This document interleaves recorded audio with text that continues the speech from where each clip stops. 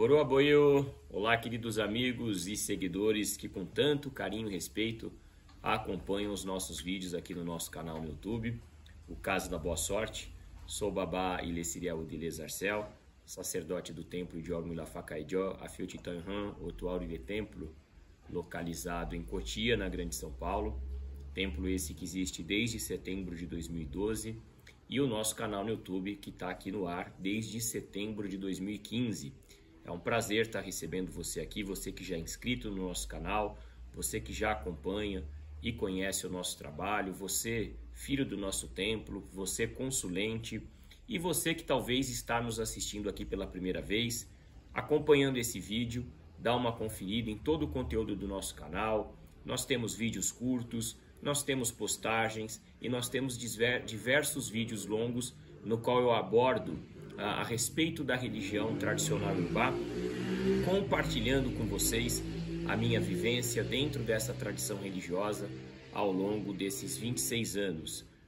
Fui iniciado em agosto de 1997, agosto de 1997, tinha 10 anos de idade e hoje com 36 pratico o sacerdócio, acredito que de maneira saudável e responsável para com as pessoas que confiam no nosso trabalho. E aqui na internet procuro difundir um trabalho levando para vocês boas informações, sem invadir o campo do segredo, mas também de modo que possa, através dessas informações, ajudar vocês a compreenderem um pouco mais a respeito desse universo.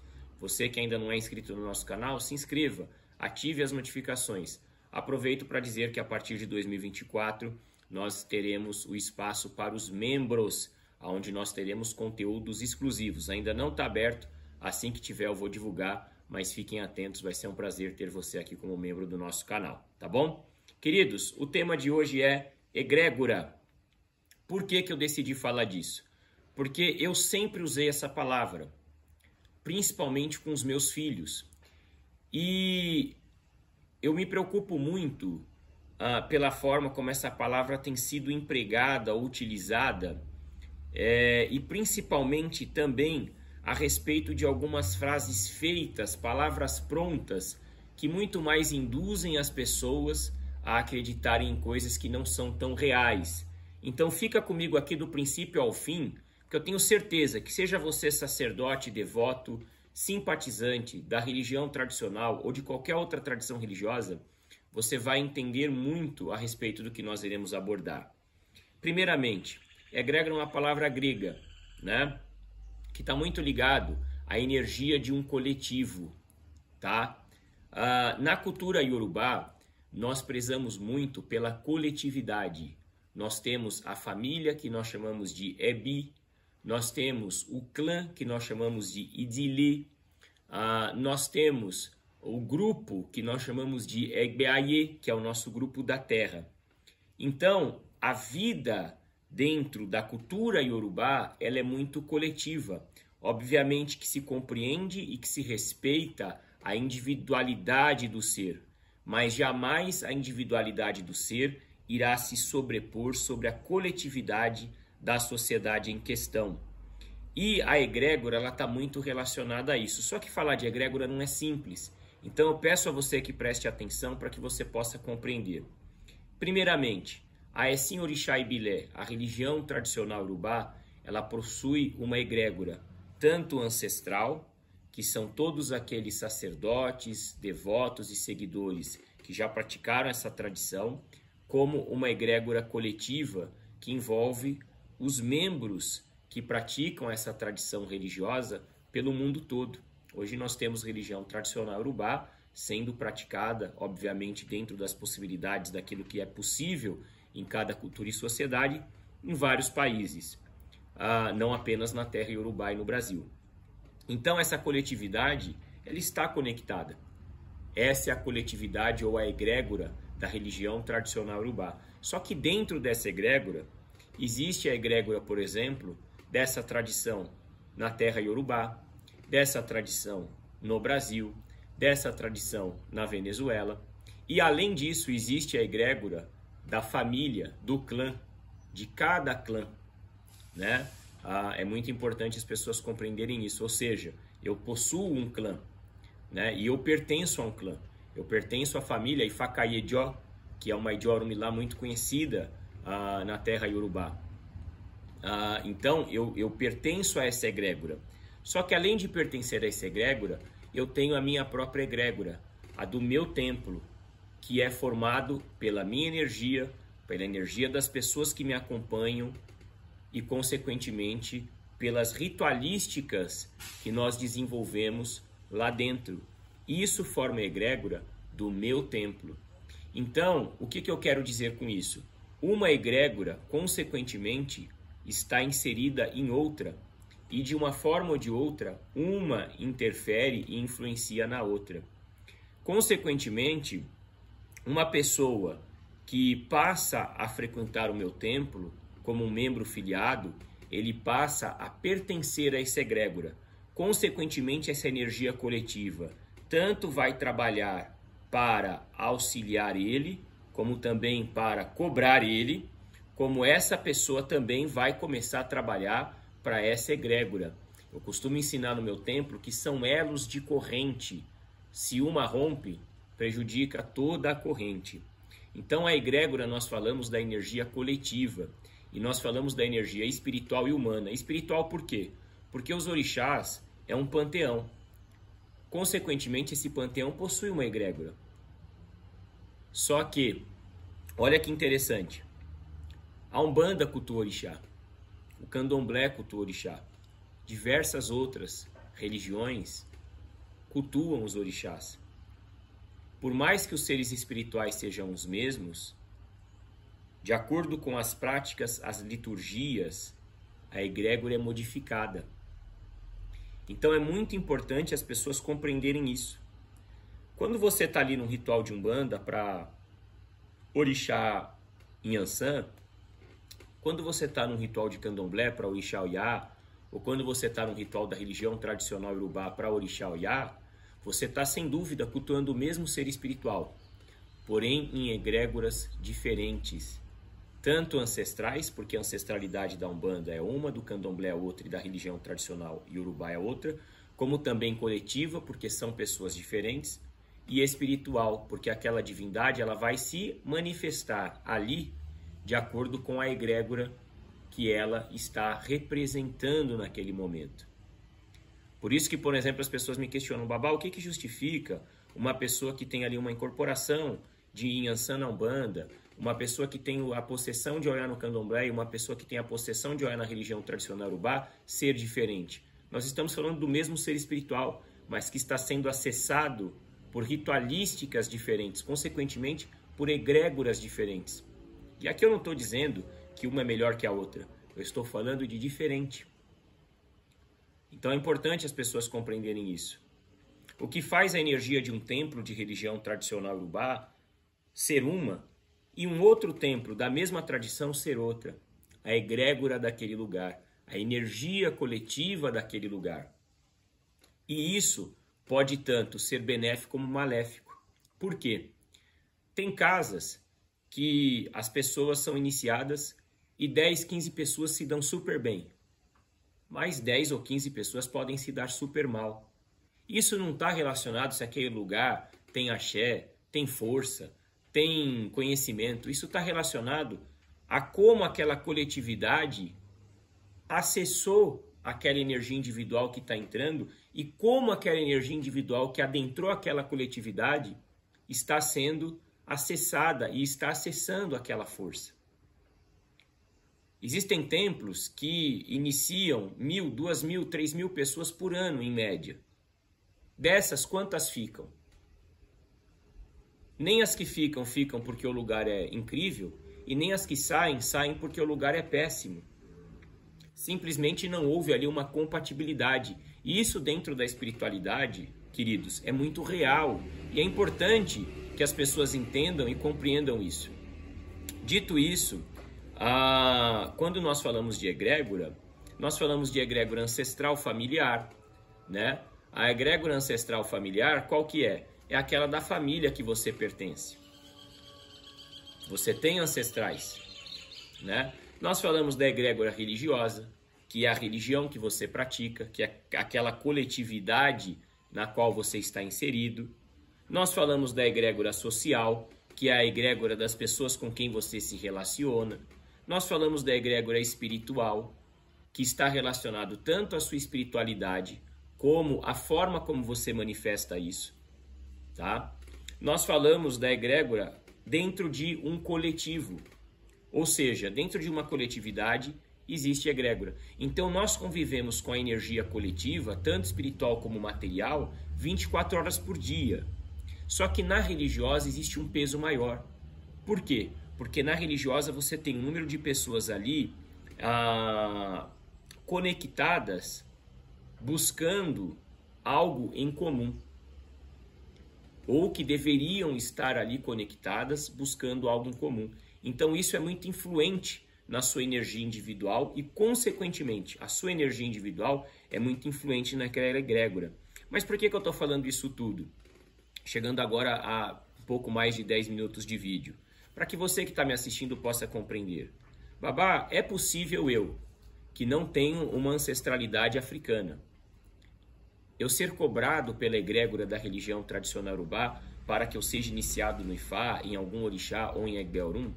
Ou é possível eu, que nunca tive contato com a Umbanda, com o Candomblé, com a Quimbanda, ser cobrado para pertencer a essas tradições religiosas, porque senão a minha vida não vai andar? E aí, com muita verdade, eu falo para você que está me assistindo. Não é possível. Não tem como uma egrégora que você não conhece e que você não reconhece te conhecer e te reconhecer. Não tem como. Por isso que nós acreditamos que é muito importante as pessoas terem esse conhecimento. Por quê? Para que elas possam assumir as suas responsabilidades. Ou seja, Ifá, Orixá, Egbeorum, Egungun, Yami não tem o porquê te prejudicar, te fazer mal, atrapalhar a sua vida, porque você não está cultuando eles.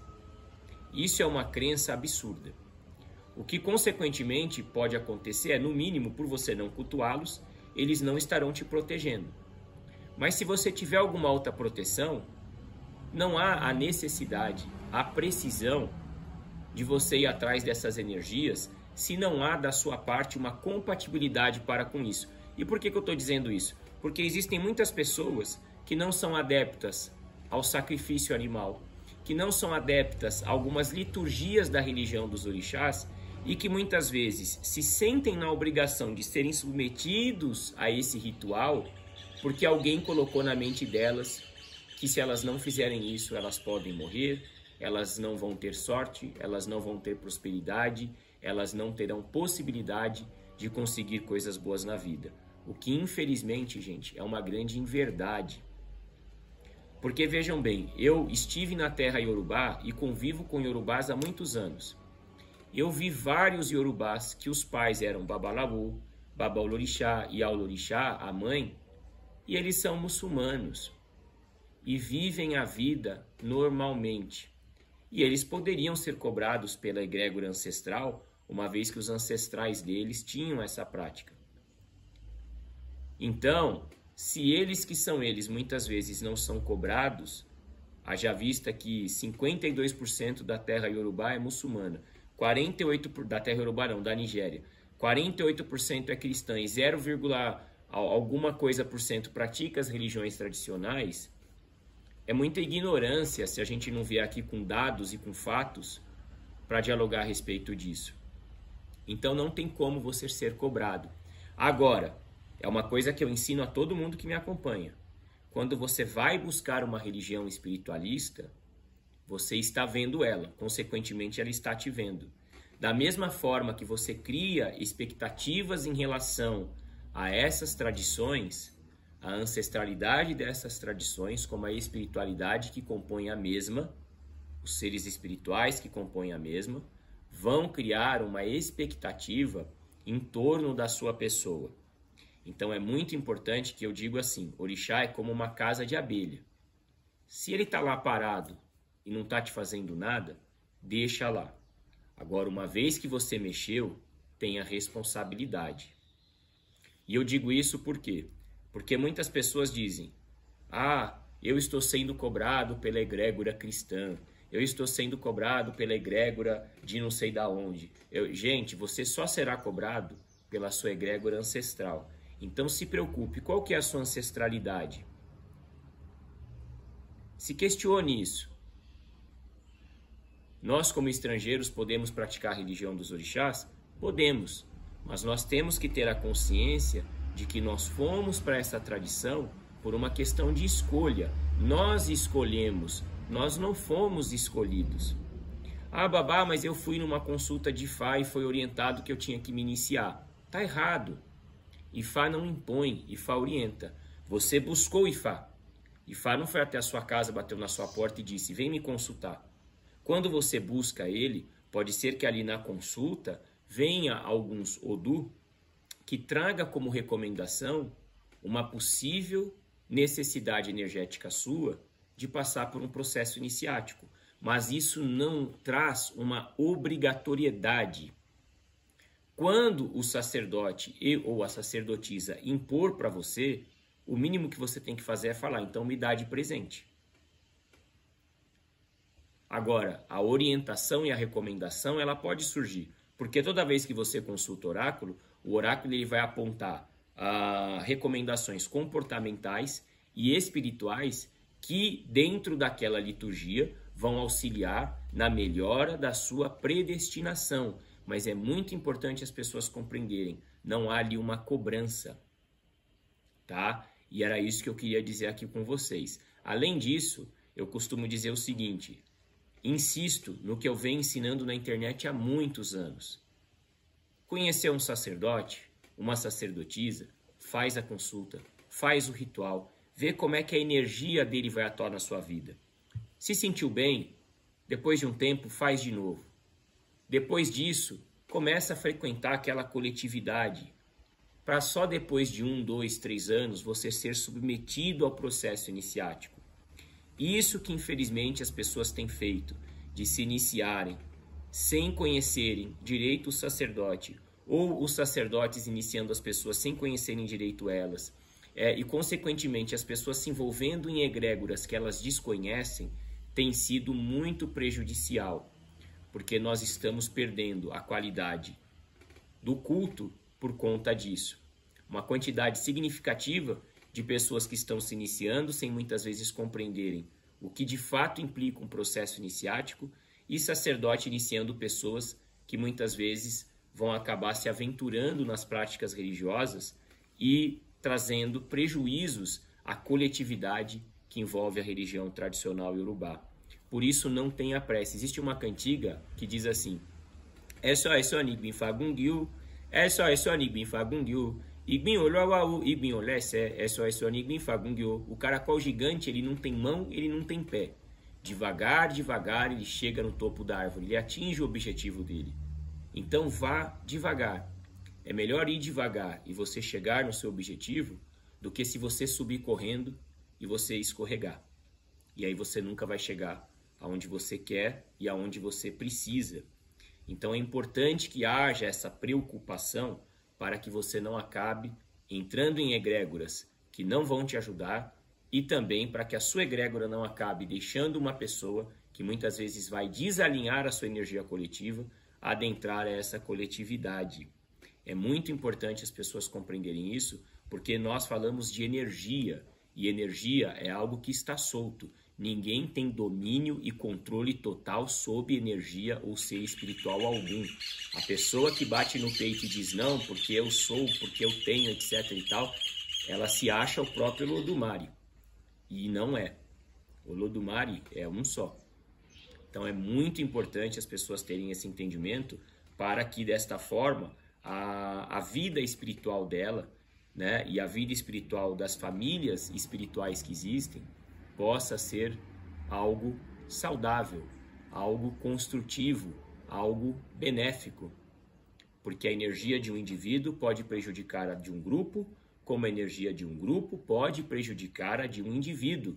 E é muito importante as pessoas terem esse entendimento para que depois elas não fiquem se vitimizando. Elas tiveram pressa, elas quiseram ser iniciadas, consagradas e pertencer a coletividades que muitas vezes elas não sabiam se deveriam, e aí depois elas querem encontrar culpados, né? Existe um provérbio urubá que diz: o seu comportamento te joga para lá e para cá, depois você reclama dizendo que não é amado. Então tenha atenção com isso, se ame, se respeite, respeite o seu ori, a sua espiritualidade, e você, sacerdote, respeite a sua coletividade e respeite o ori das pessoas que te procuram. O processo iniciático não é algo imposto, é algo que deve ser a consequência saudável de uma relação espiritual amadurecida. Ninguém conhece alguém hoje para casar amanhã, tá bom?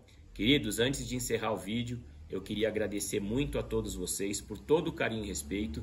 Esse está sendo o nosso último vídeo de 2023. Não será o último vídeo das nossas vidas.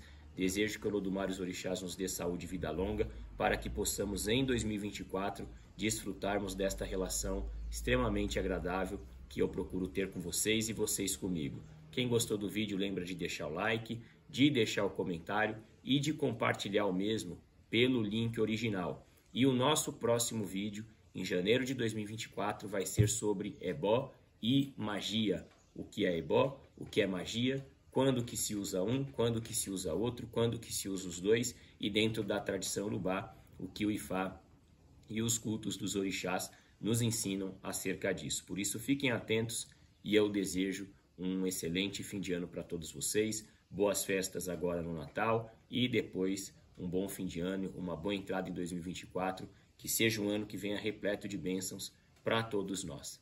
Eu agradeço muito a cada um de vocês pelos olhos e pelos ouvidos atentos. Um grande abraço. Iriu. Tchau, tchau.